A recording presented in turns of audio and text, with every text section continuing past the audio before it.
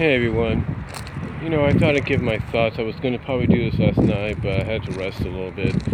But I want to give my thoughts on this whole current situation with Global Force Wrestling and Anthem possibly selling or getting out of the wrestling industry. Now, we know that Sports Illustrated reported this, and Ed Norham, and the rest of the officials at Anthem pretty much have denied these reports that Anthem wants to get out of the business. They want to get out of wrestling. They want to sell the company. Now, I understand that a lot of people pointed out that this has been done before, and that any time the company denies these reports, sometimes they end up being true, and that they're only doing it to cover their own butts. But you got to realize that was at a time when the company was under Panda Energy. It was under the Carters. Pretty much it was in a situation to where it didn't have, in a sense, a worldwide, if not well-renowned business company or organization behind it. It didn't have somebody else, another, like I say, global, world-renowned sports entertainment company backing it. And yet here we have it with Anthem. But why now all of a sudden are reports coming around, especially Bound for Glory, that Anthem wants out? I look at it this way. Bound for Glory is this company's WrestleMania. It's the Starrcade.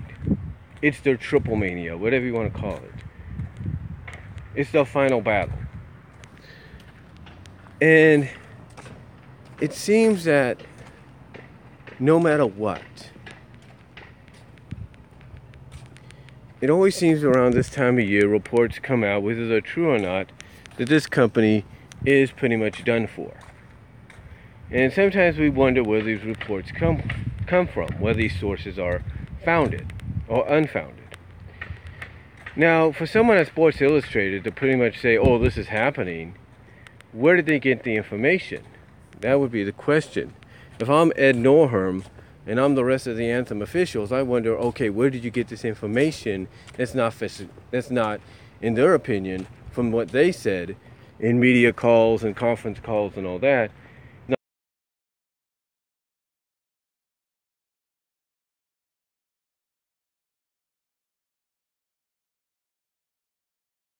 Phone somewhere. But when you think about it, a couple of weeks ago it was announced that the company had been renewed for another year on Pop TV, which, even though Pop is not a big network like Spike or USA, that's a pretty big deal. True, they don't get the payout or financial support that they would have gotten with Spike or any other big network, but still, it's a decent, but it's pretty much right now the best option they got financially to broadcast. It's the best option they got financially to showcase their product to a worldwide audience. So, with that said, why make the announcement several weeks ago that they had renewed with Pop and vice versa, and then have to go and repeat it just to remind people things are all right? And if things were bad, why were they announcing that this upcoming week or within the next few weeks, Androids, ISOs, and some other mobile devices, if not computers, laptops and all that, through the stores are going to have access to a GFW wrestling network called Global Force Wrestling? And why did they find a way to get a channel, I guess, on the Pluto and Impact Wrestling channel, sorry for the bad connection, on the Pluto streaming app, on the Pluto TV streaming app? Why were they able to do all that if financially they were in trouble?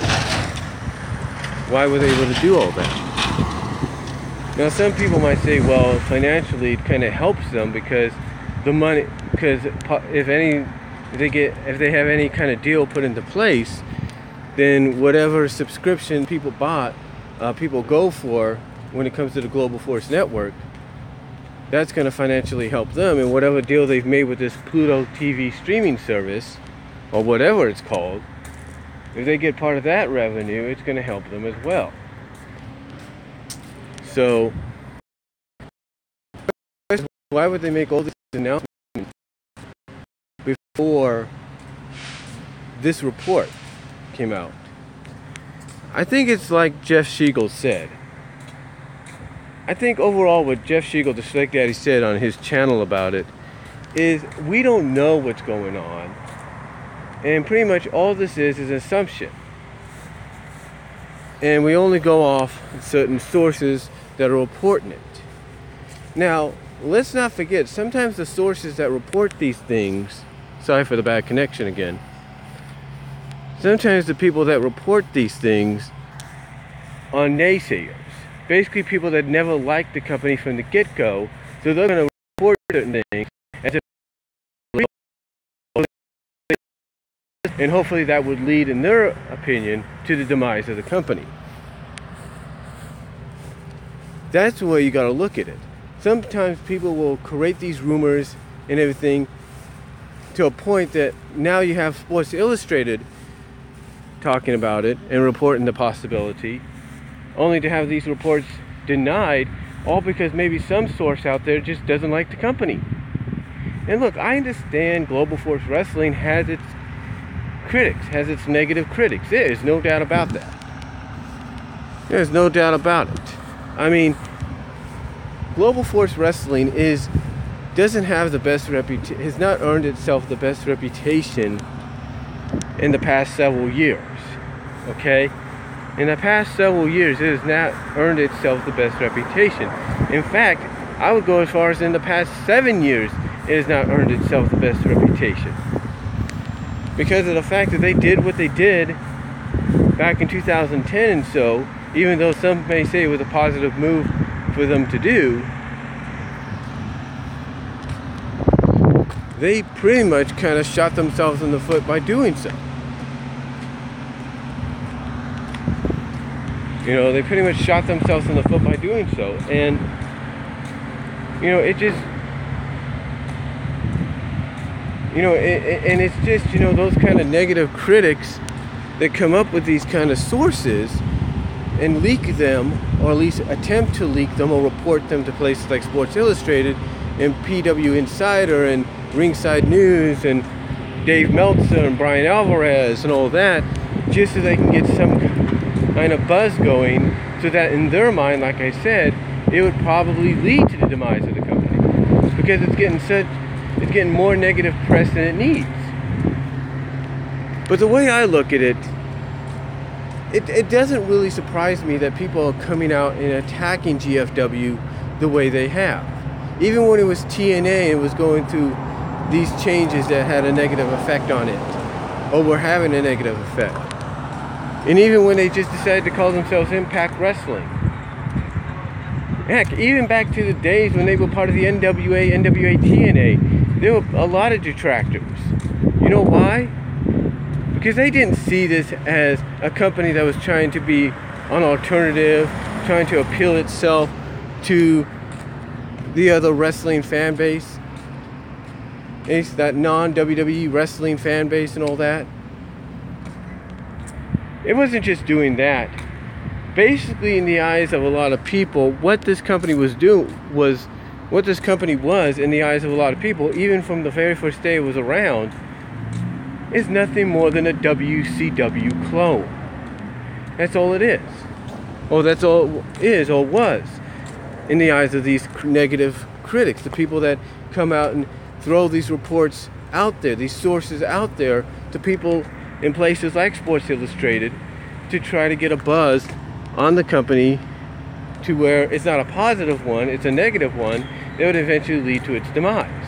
because they don't see a company trying to be original or a true alternative to World Wrestling Entertainment. No, they see a company that's nothing more than a WCW clone, that's trying to be WCW, or what WCW could have been today. I mean, true, some people might say, well, the big difference is that prove others wrong is they got a 6-sided ring. They've dedicated back in the early days, in the early years where they were really starting to take off and become that alternative. They've proven that they can be as hardcore, if not more hardcore, than even ECW was, or even WCW could dream of, or even WWE could dream of. And that's true. That might be true. That might be true. But they don't look at that. They look at that and they say, okay, fine, those are the exceptions, but overall it's nothing more than a WCW wannabe. And it shouldn't even be around because it's nothing like WCW. It's trying to be WCW 2.0 or WCW Light, and it's not working. And when you have those kind of people look at that, of course those kind of people will go out and try to get this company taken down once and for all by giving it some negative press release, by leaking out stories that may be semi-true or false, just so they can get a negative buzz centered around the company more so than it needs, just to get it out of business.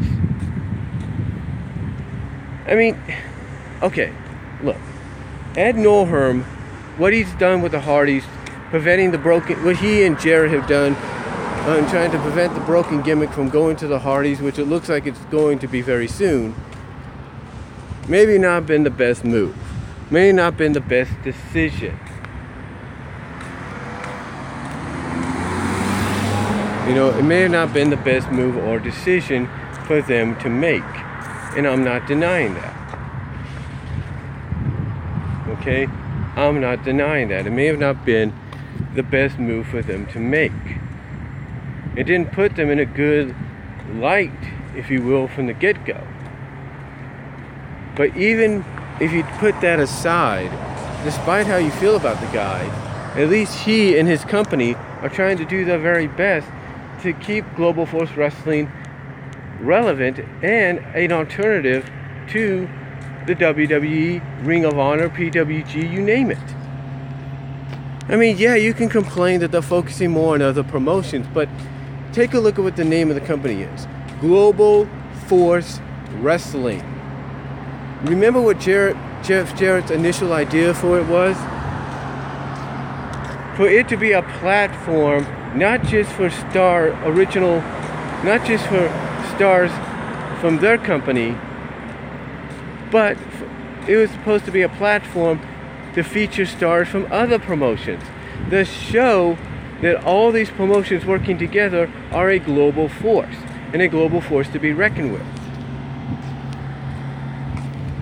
You got to remember, that was basically the goal, to give a wrestling platform, a national, worldwide wrestling platform to all these other promotions out there, so that they have a place not only for their talent to hone their craft, but a place for their talent to show that, hey, but a place for their talent and the promotions represented by that talent to show, hey, we're just as good, if not better, than what you're used to right now, or what you're used to watching. You should check us out. That's what the initial idea for Global Force Wrestling was. Why do you think sometimes they partner with New Japan, or Pro Wrestling Noah, or AAA, and kind of co-present a company, an event? I mean, a couple years ago they did Wrestle Kingdom with New Japan. They co-promoted, that's the word I'm looking for, Wrestle Kingdom 9 with New Japan. They did that. They co-promoted it. Okay? They co-promoted, in a sense, AAA, Triple Mania. in a sense. The point is, they have co-promoted with several promotions they have partnered with all around the world, thus becoming a global force. That is the name, that is the acronym when it comes to this promotion. So yeah, you may not be people may not be a fan of them focusing more on other promotions, but that's what Global Force Wrestling is. To focus not just on their stars, but also give equal billing and spotlight to companies and promotions and stars from there as well.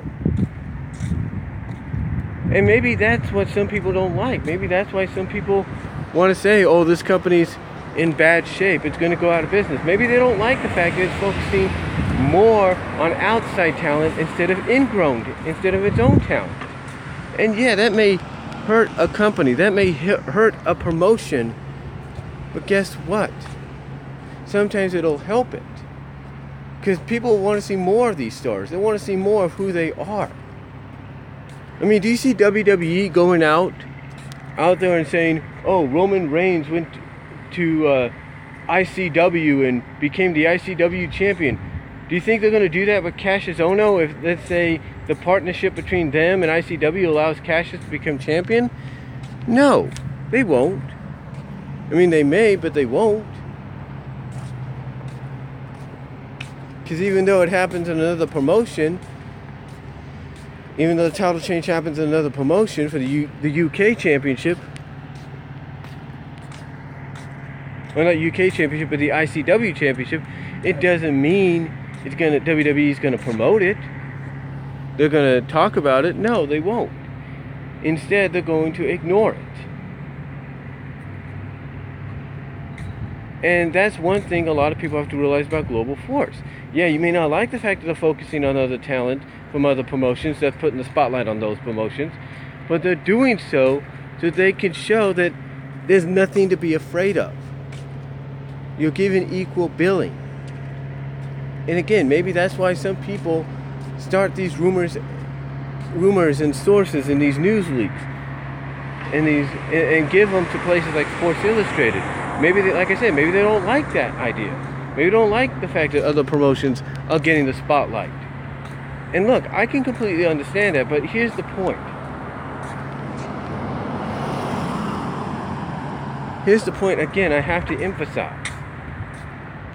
If you want to grow your brand and eventually make it its own thing to where your stars are the main priority, your stars are the main focus, then sometimes you have to branch out and acknowledge the existence of other promotions. You have to acknowledge the stars and do a talent exchange and see how they can fare in your promotion against your stars or against other stars or some other promotions. That sometimes is the only way you could really expand. And think about it. Global Force may not be a big deal here in the States yet, which it could be, let's not deny that. But it's a big deal outside the States. And that's why people love it. Like I said, it's a big deal. Hold on a second.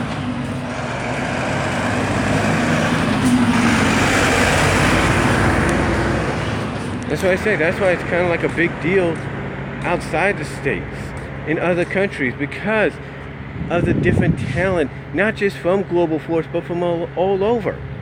Why do you think they talked about Eddie Edwards making history and becoming the first ever GHC champion for Pro Wrestling Noah, the first American ever to become the GHC Global Champion or Heavyweight Champion in Pro Wrestling Noah? One, because it's never been done before, and one, it shows it's never been done before, and two, it acknowledges Pro Wrestling Noah to those that may not know about it, and it puts a positive spin, a positive light on both Pro Wrestling Noah and Global Force Wrestling, and shows that working relationships between two different wrestling promotions, internationally or nationally, can work and can be beneficial not just for those companies, those promotions, but for their talent.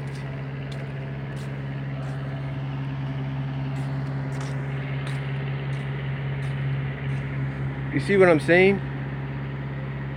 What I'm saying is that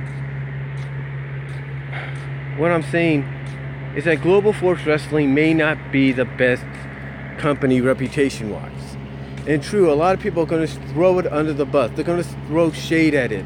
They're going to say whatever they have to say, leak whatever kind of news they want to leak, just to try to put it in a more negative light, to the point that they're hoping that those involved will give up on it, and thus it'll be gone forever. Because like I said, sometimes people, in my opinion, people look at it, that leak these reports, that start these rumors and all that, they look at it as being nothing more than a WCW wannabe. They look at it as nothing more than a WCW wannabe. They look at it as sometimes trying to be something that it's not.